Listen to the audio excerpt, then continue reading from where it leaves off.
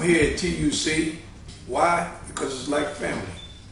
I come here to tell my story about what brought me to Mexico City, why I felt it was necessary to make a statement in history, how I was vilified as a result of making this statement, how individual young athletes such as myself at that time could not understand the necessity to stand up for equality, stand up for humanity. Many of them felt that it was necessary for me to bite my tongue and keep my 15 minutes in the sun, to concentrate on an Olympic medal, bronze, silver, or gold. Many individuals felt it difficult to sacrifice that 15 minutes. They made excuses like, oh, I promised my mom and dad. Oh, my kids are looking forward to it. People in my church, I owe it to myself to go to the Olympic Games.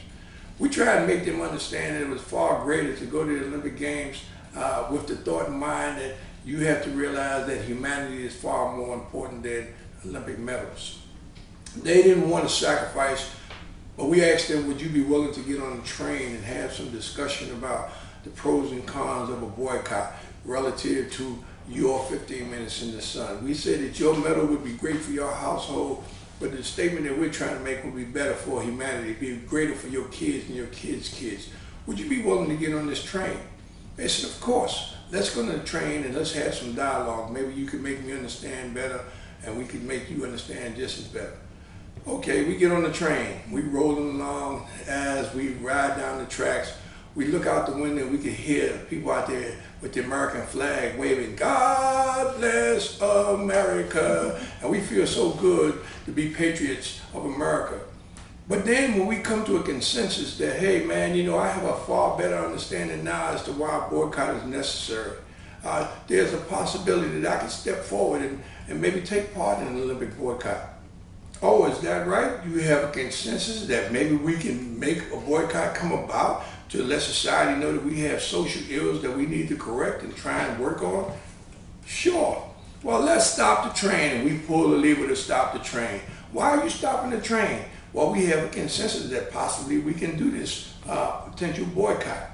Well, let's put the banners up on the train. Not to say that we will boycott, but there's that potential because now we have a better consensus. Put the banners up on both sides of the train, and now everybody understands why the banner is there. We start the train back up. As we rolling along, we looking for those patriots out there that were singing God bless America. They're no longer there. Like I have no right to make a decision on my own. They left.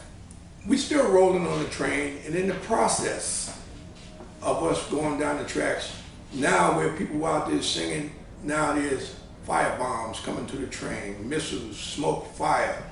And then here we are 44 years later.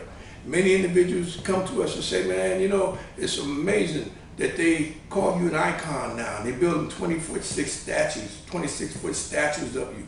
And they're taking pictures and want to be in the picture with you. Well, I deserve to be in the picture with you also. And I deserve to have a brick with my name on the base of the statue also. Why do you deserve to be there? Well, I was there with you in track and field, and we all came through this together.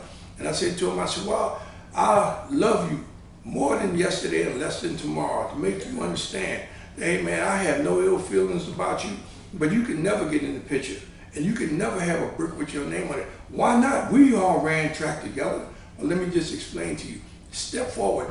I said, I have one thing to do to ask you. If you feel that you should be in the picture or you should have that brick, step up and open up your shirt. Pull up your pants leg or roll up your sleeve. Let me see your neck. What are you looking for? What are you looking for? Well, hold on. Let Mr. Smith come up here. Hey, Mr. Smith, open up your shirt. Pull up your pants. Let them see the burns on your neck and your chest. You want to see my burns as well? Let me show you my burns. I said, because if you can't produce burns, it made me believe that when it came time to stand for justice, you chose to bail because things got hot, because the fire came upon us and you dove off the train. Had you stayed, you'd have had the burns, but you'd have been allowed to be in the picture. You'd have been allowed to be remembered in history for someone that stood for truth and justice and loyalty and honesty, and to prevail in the human rights issues to make this a better society for all people. I said, I would love for you to be in the picture, but I could not allow you to be in the picture because if I put you there, it'll be a lie.